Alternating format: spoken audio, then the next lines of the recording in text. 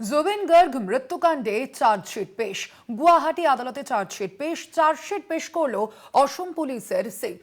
৩৫০০ পাতার চার্জশিট পেশ করা হয়েছে আদালতে। জুবিন গার্গের যে মৃত্যুকাণ্ড নিয়ে আমরা দেখেছিলাম বিতর্ক সৃষ্টি হয়েছিল এবং সেই ঘটনায় কিন্তু চার্জশিট পেশ করা হয়েছে। ইতিমধ্যেই গুয়াহাটি আদালতে চার্জশিট পেশ করা হয়েছে।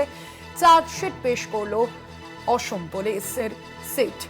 চার্জশিট পেশ করা হয়েছে এই মামলায়। ৩৫০০ পাতার চার্জশিট পেশ করা হয়েছে আদালতে। জুবিন গার্গ মৃত্যুকাণ্ডে চার্জশিট পেশ হলো গুয়াহাটি আদালতে। আমরা দেখেছিলাম জুবিন গার্গের যে মৃত্যু, সেই মৃত্যু নিয়ে একাধিক ধোঁয়াশা সৃষ্টি হয়েছিল, একাধিক বিতর্ক, একাধিক প্রশ্ন উঠে এসেছিল এবং সেই ঘটনায় এবার চার্জশিট পেশ করলো অসম পুলিশের সিট।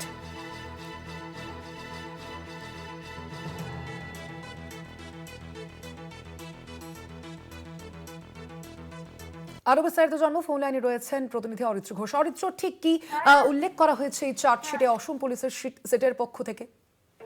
দেখো, আসাম পুলিশের স্পেশাল ইনভেস্টিগেশন টিম গত ৩ মাস ধরে, আনুমানিক প্রায় ৩ মাস ধরে যে তদন্ত প্রক্রিয়া জুবিন গার্গ মৃত্যুর ঘটনায়, সেই ঘটনার তদন্তের একদম চূড়ান্ত পর্যায়ে এসে উপস্থিত হয়েছে বলে জানা যাচ্ছে আসাম পুলিশের সিট সূত্রে। এবং সেই মোতাবেক আজকে আসামের চিফ জুডিশিয়াল ম্যাজিস্ট্রেট আদালত গুয়াহাটিতে জুবিন গার্গ মৃত্যুকাণ্ডে যে চার্জশিট পেশ করেছে সিটের গোয়েন্দারা। যেটা সিট সূত্রে খবর যে প্রায় ৩০০ জনকে জিজ্ঞাসাবাদ করা হয়েছে, ৩০০ জন সাক্ষীকে। এবং শুধু আসাম বা গুয়াহাটি নয়, সিঙ্গাপুরে যে সমস্ত সাক্ষীদেরকে বা উইটনেসদেরকে জিজ্ঞাসাবাদ করেছেন, সেখান থেকে বেশ কিছু তথ্য উঠে এসেছে।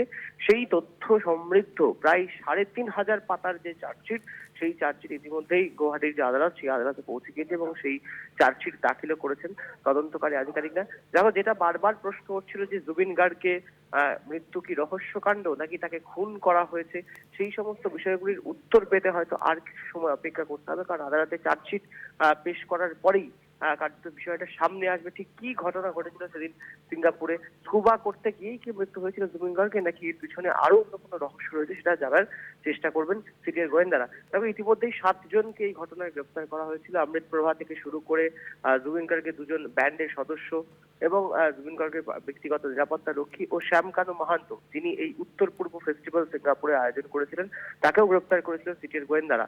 এবং সেই গ্রেফতারের পর থেকে প্রায় ৬০ থেকে ৭০ দিনের মাথায় কিন্তু এই চার্জশিট পেশ করলো আসাম পুলিশের special investigation team Zubeen Garg মৃত্যুকাণ্ডে। ধন্যবাদ অরিত্র।